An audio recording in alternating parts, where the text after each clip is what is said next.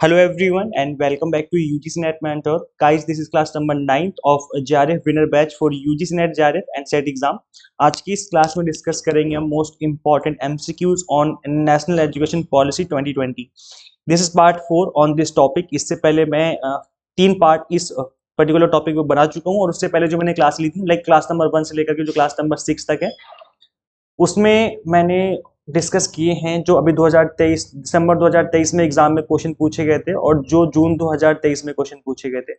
तो अगर आप इन रिसेंट क्वेश्चन पूछे गए क्वेश्चंस को समझना चाहते हो, प्रैक्टिस करना चाहते हो तो स्टार्टिंग की आप क्लासेस जरूर देखिए। क्लास 1 से लेकर के 6 तक सभी क्लासें काफी इंपॉर्टेंट है। सो ये जो JRF विनर बैच है कंप्लीट, इस बैच के प्लेलिस्ट का लिंक मैं आपको इसी वीडियो के description box and comment box में पिन कर दूंगा, तो आप स्टार्टिंग क्लासेस भी देख सकते हो। This is about me. जैसे कि आप सभी को पता होगा अभी तक आपने इस चैनल को सब्सक्राइब नहीं किया है, सो मेक श्योर आप इस चैनल को सब्सक्राइब कर लें ताकि आपको अपकमिंग वीडियोस के सभी नोटिफिकेशन मिलते रहें। मैंने एक वीडियो क्रिएट की थी कि टॉप 10 पीएचडी यूनिवर्सिटीज कौन सी है इंडिया में जहां से आप पीएचडी करने का ट्राई कर सकते हो, और यहाँ से पीएचडी करोगे तो आपकी प्रोफाइल काफी अच्छी हो जाएगी। प्रोफाइल अच्छी होने की वजह से जो जॉब होती है आपके असिस्टेंट प्रोफेसर की, उसके लगने के चांस बहुत अच्छे हो जाते हैं। सो स्कॉलरशिप भी मिलेगी इन यूनिवर्सिटीज में। सो आपने अभी तक इस वीडियो को नहीं देखा तो देख लेना, इसका लिंक भी मैं आपको description box and comment box में अवेलेबल करवा दूंगा। सो मेक श्योर आप इस क्लास को भी देखिए। आप हमें सोशल मीडिया पे फॉलो कर सकते हो, टेलीग्राम, इंस्टाग्राम, फेसबुक, इन सभी के जो लिंक हैं आपको डिस्क्रिप्शन बॉक्स में मिल जाएंगे। मैंने इन प्लेटफॉर्म पर भी मैं आपको कभी ना कभी जो है अपडेट देता रहता हूँ। और मैंने पेपर 1 के ऑल 10 यूनिट्स की जो थियरी क्लास है उनको मैंने ले रखी है आप सभी के लिए, यूट्यूब पर फ्री में अवेलेबल है। अभी जो क्लास है इसके अंदर क्या है मैं आपको बता दूं, इसमें ऑल 10 यूनिट्स के पेपर 1 के जो एवरग्रीन टॉपिक होते हैं उनको मैंने कवर किया हुआ है। सो ये टॉपिक वो वाले हैं जो एवरग्रीन है, जहां से most of the time question आपके एग्जाम में पूछे जाते हैं। सो मेक श्योर आप इन सभी क्लासेस को जरूर अटेंड करें, डेफिनेटली इससे भी आपको एडवांटेज मिलेगा। सो ये जो प्लेलिस्ट है important UGC net important topic series, इस सीरीज का भी लिंक आपको मैं इसी वीडियो के description box and comment box में अवेलेबल करवा दूंगा। चलिए गाइस प्रैक्टिस करते हैं क्वेश्चंस। ये क्वेश्चन होमवर्क में था, मैंने अपने कल परसों जो वीडियो मैंने पोस्ट की थी उसमें मैंने ये वाले क्वेश्चन डिस्कस किया था। तो इस क्वेश्चन का राइट आंसर क्या होगा? कुछ बच्चों ने कहा था 2030 इसका राइट आंसर है, कुछ बोल रहे थे 2035 इसका राइट आंसर है। तो गाइस देखो इस क्वेश्चन का राइट आंसर क्या होगा समझ लेते हैं। क्वेश्चन था the new policy aims in the higher education to improve the gross enrolment ratio from 26.3% to 50%। ठीक है, यहां पर जो है इंक्रीज करने की बात की जा रही है, इंप्रूव करने की बात कही जा रही है। सो अभी जो है 26.3% है, इसको इंप्रूव करके हमें 50% तक पहुंचना है। किस फील्ड में? हायर एजुकेशन के क्षेत्र में। तो ये जो हायर एजुकेशन की बात कही जा रही है इसका जो टारगेट है वो है 2035। So option number B will be the right answer of this question. So policy में ये बोला गया था that target have been set to achieve 100% gross enrolment ratio in pre school to secondary level.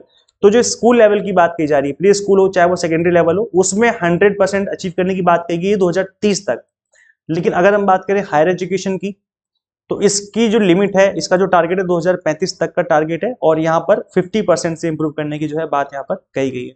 तो I think अब जो है आपके माइंड में कंफ्यूजन नहीं होगा। जो स्टूडेंट्स आंसर करे थे 2030 उनका आंसर गलत था, बिकॉज हायर एजुकेशन का जो टारगेट है वो है 2035 तक का। 2030 सही आंसर हो सकता था अगर वो स्कूल लेवल की बात करते, प्री स्कूल या सेकेंडरी लेवल की बात करते, तब उस केस में आपको 2030 आंसर सही हो सकता था। तो आपको क्वेश्चन भी काफी ध्यान से पढ़ना है एग्जाम में, नहीं तो गड़बड़ कर दोगे। ठीक है, चलो गाइस आगे बढ़ते हैं।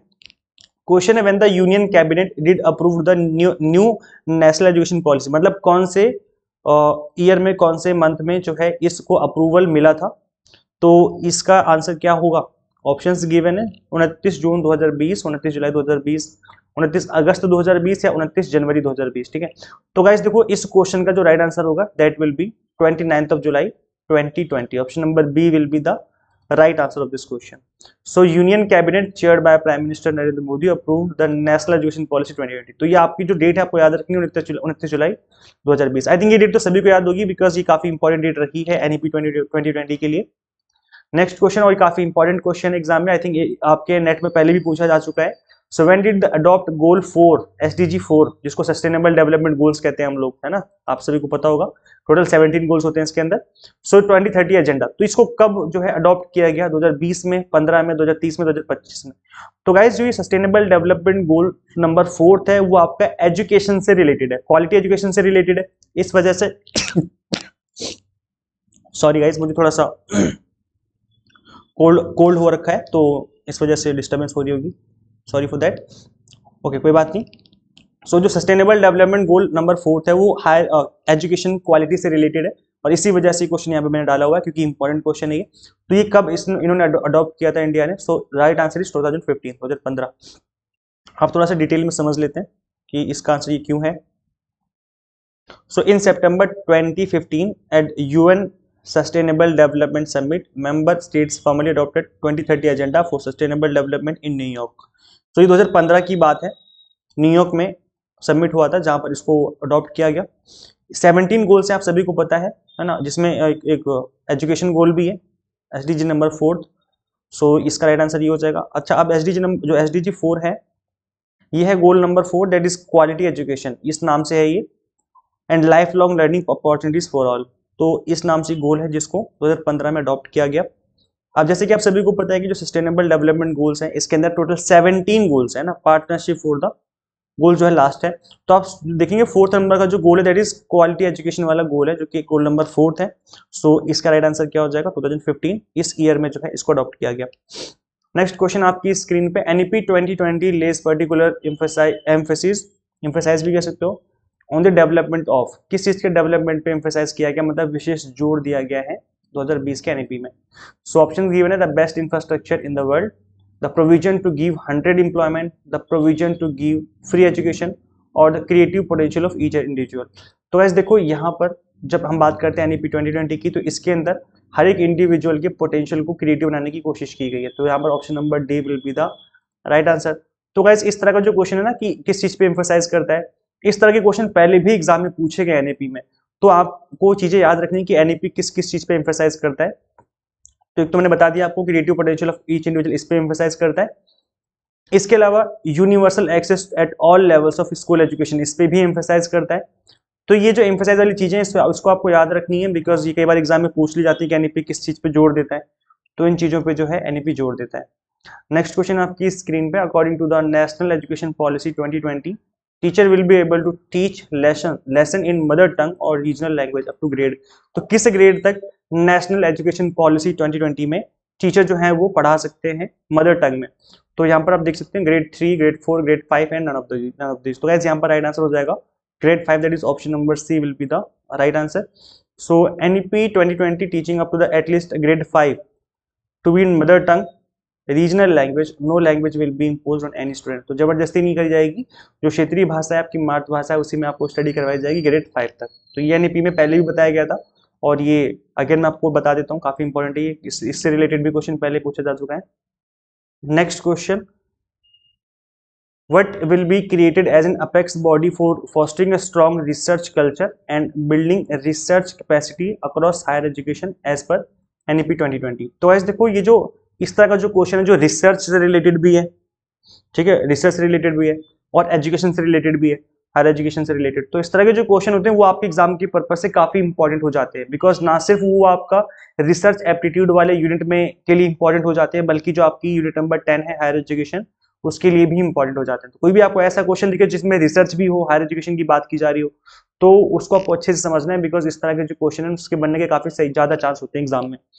सो क्वेश्चंस के ऑप्शंस हैं, national commission a foundation, next है higher commission education, national research foundation या फिर नन ऑफ द अबव। तो यहाँ पे 4 ऑप्शंस गिवन है, देखते हैं इसका राइट आंसर क्या होगा। Right answer is option number C, that is national research foundation. इसको अच्छे से आपको याद रखना है, इसके नाम को भूलना नहीं है। सो according to NEP 2020, National Research Foundation will be created as an apex body for fostering a strong research culture and building research capacity across higher education। तो यहाँ पर रिसर्च कैपेसिटी को बिल्ड करने के लिए, रिसर्च कल्चर को अच्छे से मजबूत करने के लिए नेशनल रिसर्च फाउंडेशन को बनाने की बात की गई। अच्छा, एक चीज मैं आपको यहाँ पर मेंशन करना चाहूंगा कि अगर आप लोग अभी तक इस एनईपी के लागू होने से पहले तक के स्टूडेंट हो, तो आप सभी को पता होगा कि जब हम ग्रेजुएशन करते हैं, पोस्ट ग्रेजुएशन करते हैं, या फिर जब हम 10th-12th में होते हैं, तो कहीं पर भी रिसर्च को लेकर के इतना जोर नहीं दिया गया है ना।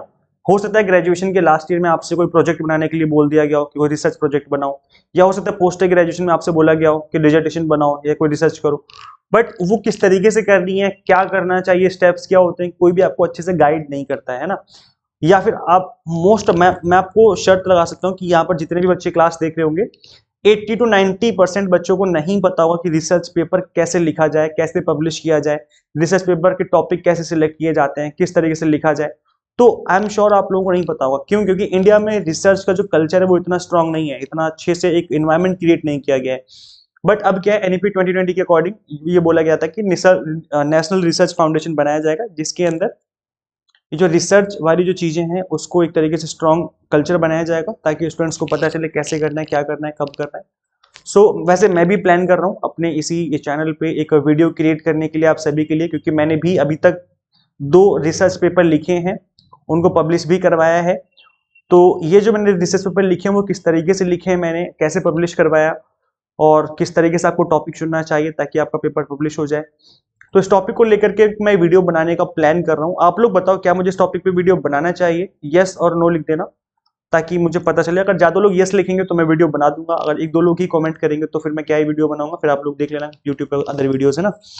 तो अगर आप लोग ज्यादा लोग कमेंट करेंगे तो मैं आपको अपना खुद का एक्सपीरियंस भी बताऊंगा कि किस तरीके से आपको करना चाहिए रिसर्च, और किस तरीके से आपको रिसर्च जो है इजीली कर सकते हैं। कंप्लीट चीजें मैं एक्सप्लेन करूंगा अगर आप ज्यादा से ज्यादा कमेंट करेंगे कि हाँ करना चाहिए रिसर्च। बस इतना लिख देना कि रिसर्च पर वीडियो बनाओ, इतना लिख करके कमेंट करो फटाफट से, अगर आप चाहते हो कि रिसर्च पेपर के ऊपर एक अलग से वीडियो, डेडिकेटेड वीडियो बनाई जाए।